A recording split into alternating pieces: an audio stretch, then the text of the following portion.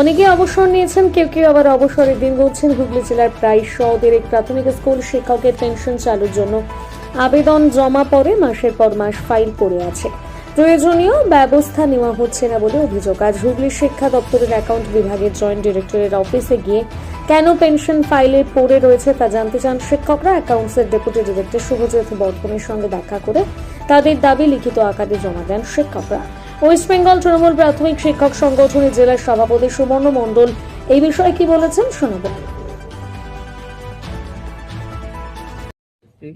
জানুয়ারি মাসে 16 তারিখে এপ্রিলের 16 তারিখে আমি ফাইল জমা করেছি। কোথায় জমা করলেন? এটা হচ্ছে অনলাইনেই করতে হয়, অনলাইনেই করা হয়েছে। আর রিটায়ার করবো এই 25 জানুয়ারি এই মাসে। এই মাসে। কি জানতে পারছেন স্ট্যাটাসটা কি আছে? স্ট্যাটাসটা এখানে দেখাচ্ছে জিডিএ মানে জয়েন্ট অ্যাকাউন্টে এখানে ফাইল আটকে আছে। কি বলছেন ওরা, কেন আটকে আছে? এখানে আটকে আছে, এখন কি কিছু বলছে না, কিন্তু আটকে আছে। ফাইল যেতে তো সময় লাগবে, তো পেনশন চালু হতে তো অনেক দেরি হবে নাকি? সে তো এখান থেকে না ছাড়লে কি করে হবে। এরকম আপনাদের সহকর্মী যারা অনেকে তো অবসর নিয়েছে, তাদের পেনশন চালু হয়নি। আর এই ডিসেম্বরে তো একজন স্যার রিটায়ার করেছেন, এখন উনি পান মানে আমাদের সার্কেলের। আচ্ছা, আর আমি তো এই মাসেই হবে। তা আজকে তো এই অফিসে এসেছেন আপনারা, হ্যাঁ এই জন্যই। কি বলছেন আপনারা, কি বলবেন? ওটাও বলা হয়েছে, এখন দেখি উনি কী করেন। স্যারকে বলা হয়েছে যে আমাদের ফাইলগুলো কেন আটকে রেখেছে। মানে আপনার কি কোনো কারণ দেখাচ্ছে যে এই কারণে হচ্ছে না বা কিছু? সেইটা এখনো কেন হচ্ছে না, কেন হচ্ছে না সেটা এখনো কিছু বলেনি, কিন্তু আটকে রয়েছে। তা আপনি জানুয়ারি মাসে 25 তারিখ রিটায়ার করলে কি হবে? পেনশন তো এখন চালু হবে না। জানুয়ারি মাসে এই মাসটা পুরো। আর হ্যাঁ, এবং মুখ্যমন্ত্রী তো বলছে যেদিন অবসর নেবেন তারপরে মাস থেকে পেনশন পাওয়া আর যাবে। সে তো মুখ্যমন্ত্রী বললে তো উনি তো ওনার কথা বলেছেন, কিন্তু আমরা এখন বাস্তবে তো আমাদের উল্টো হয়ে যাচ্ছে।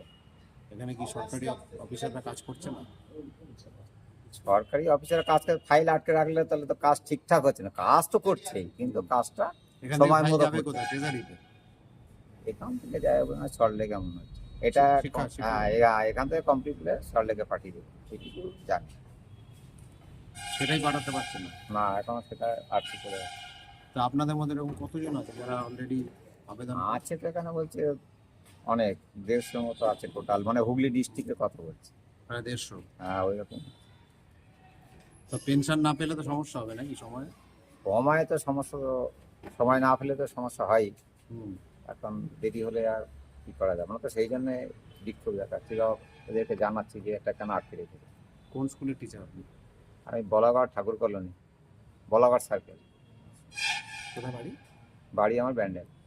কি নাম? শশাঙ্ক কুমার সরকার। আমরা গিয়েছিলাম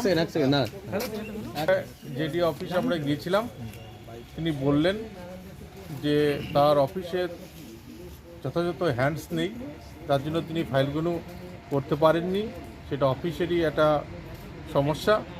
তিনি তবুও বলেছেন প্রায়োরিটি বেসিসে তিনি ডিসেম্বর থেকে জানুয়ারি এবং পরপর প্রায়োরিটি বেসিসে এটাকে তিনি তুলে দেওয়ার চেষ্টা করছেন, এই আশ্বাস তিনি আমাদের দিয়েছেন। আশা করি তিনি এই আশ্বাসে আমাদের সমস্যার সমাধান হবে মঙ্গলের মধ্যে।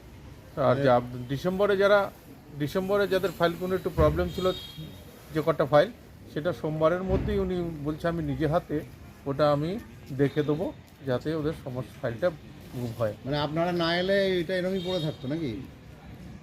বলতে পারবো না, তিনি বলছেন না কাজ চলছে, তবু আমরা এলাম, আমরা জানতে পারলাম। আমরা এতদিন হয়নি বলেই আমরা অফিসের লোক নেই, তিনি যেটা আমাদের বললেন।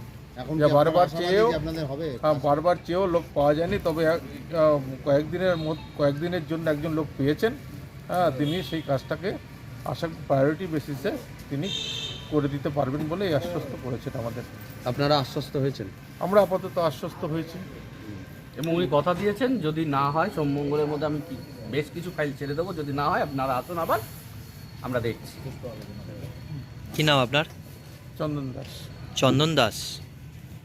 আমাদের পশ্চিমবঙ্গ সরকারের মুখ্যমন্ত্রী মাননীয়া মমতা ব্যানার্জি বলেছিলেন অবসরের আগে এবং পরের দিনই যেন পেনশনটা আমার শিক্ষক শিক্ষিকারা পেয়ে যান, সেই মতন ম্যানুয়াল থেকে অনলাইন প্রসেসে আনলেন এবং প্রত্যেকের একটা নির্দিষ্ট গাইডলাইন সীমা তৈরি করে দিলেন যে কোন লেভেলে কোন দিন কতদিন অবধি সে ফাইলটাকে আটকে রাখতে পারবেন, সেই গাইডলাইনের মান্যতা না দিয়ে দীর্ঘদিন একই ফাইল উনি আটকে রাখছেন এবং কি সঙ্গত কারণ সেটাও দেখাচ্ছেন না। আর ওনার অবজেকশনের ধরন, একটা অবজেকশন দেওয়ার পরেই সাথে সাথে অবজেকশন দিয়ে ফাইলটা নামিয়ে দিল, ফাইলটা পুরো ঘেটে দেখলেন আরো যদি কিছু থাকে, আবার যখন ফাইলটা রিসাবমিট করা হচ্ছে নেক্সট আবার একটা অবজেকশন দিচ্ছেন। এইভাবে যদি বারবার অবজেকশন দেওয়া হয়, এবং কোন সময় অবজেকশনটা দিচ্ছেন, ডিসেম্বরে যে সমস্ত শিক্ষক শিক্ষিকারা রিটায়ার করবেন অবসরে, আজকে হচ্ছে 3 তারিখ, 5 থেকে 6 দিন আগে উনি ওনার ফাইলগুলোকে ছাড়লেন। 20খানা ফাইল যেটি ওনার আন্ডারে পড়েছিল ডিসেম্বরে যারা অবসর, তার মধ্যে 9খানা ফাইল অবজেকশন অলরেডি দিয়ে দিয়েছেন। তাহলে এই সময় যদি অবজেকশন দেয়, সে কারেকশন করার তার সময় কোথায়? তাকে কতদিন সময় দেওয়া হবে? সে কি না খেতে পেয়ে মরবে? একটা শিক্ষক শিক্ষিকা সে যদি না খেয়ে মরে, এর চেয়ে আমাদের আর কি বলার আছে? আমাদের এই লজ্জার এই কথা, কার গাফিলতিতে এই পেনশনটা সে পাবে না, তার সংসার চলবে না? ওনার নিজের যদি এই পেনশনটা আজকে যদি ওনার হতো, তাহলে উনি কি এই প্রসেসটাই নিত? দীর্ঘদিন এই ফাইল এইভাবে ফেলে রাখতো? মাননীয় মুখ্যমন্ত্রীর কাছে আমার আবেদন, এবং তৎসহ সবার কাছে আমার আবেদন, এই থেকে আমাদের এই শিক্ষক শিক্ষিকাদের মুক্তি দেওয়া হোক। আপনি কি মনে করেন যে ইচ্ছাকৃতভাবে ফাইল আটকে রাখা হচ্ছে? ইচ্ছাকৃত কি অনিচ্ছাকৃত আমি সেটা বলতে পারবো না, কিন্তু দীর্ঘদিন একটা ফাইল ফেলে রাখতে পারেন না। 8 মাস ধরে একজন টিচারের একটা ফাইল 16/4/24 জমা হওয়ার পর সেই ফাইল আজকে স্টিল নাও 3 তারিখ, একটা ফাইলে তার মুভমেন্ট নেই। আজকে জানুয়ারিতে উনি রিটায়ার করবেন, আজকে যদি ওনাকে অবজেকশন দেওয়া হয় দিন 10 বাদে, সে ফাইলটা মুভ করবে কোথায়? তার কি অবজেকশন, তার কটা অফিসে তখন তাকে দৌড়তে হবে তার ডকুমেন্টস জোগাড় করতে? এই সময়টাই যদি তাকে 3 মাস 4 মাস আগে দেওয়া হয়, অবজেকশন দিতেই পারে, অবজেকশন থাকতেই পারে, কোন রকমের মিসমাপ থাকলে সেখানে অবজেকশন দিতেই পারে। কিন্তু সেইটা দিলে তাকে তো সময় দিতে হবে তার রেকটিফিকেশন করার, যাতে সে সঠিক সময় পেনশনটা পেতে পারে। এর আগে অভিযোগ দায়ের কারণ করেছিলেন? দর্শাচ্ছেন উনি, কি কারণ ওনার যেটা লিগালি যে পয়েন্টে ওনার অবজেকশন মনে হচ্ছে উনি দিচ্ছেন, সেটা সঠিকই দিচ্ছেন, তাতে আমার কোনো অসুবিধা নেই, উনি দিন, কিন্তু সেটা নিয়ম মেনে সঠিক সময় দিন, যাতে আমার টিচার সময়টা পায় তার অবজেকশনটা ক্লিয়ার করে আবার ফাইলটা প্রসেস করার, যাতে সে অবসরের আগে পেনশন পায়। তো ডিলে করছে কেন, কিছু বলছে? কোনো কিছু বলছে না, গেলে ঢুকতেই দেয় না। এর আগে অভিযোগ দায়ের করেছেন? সব মৌখিক বলা হয়েছে, আজকে বাধ্য হয়ে যার জন্য আমরা এখানে জড়ো হয়েছি।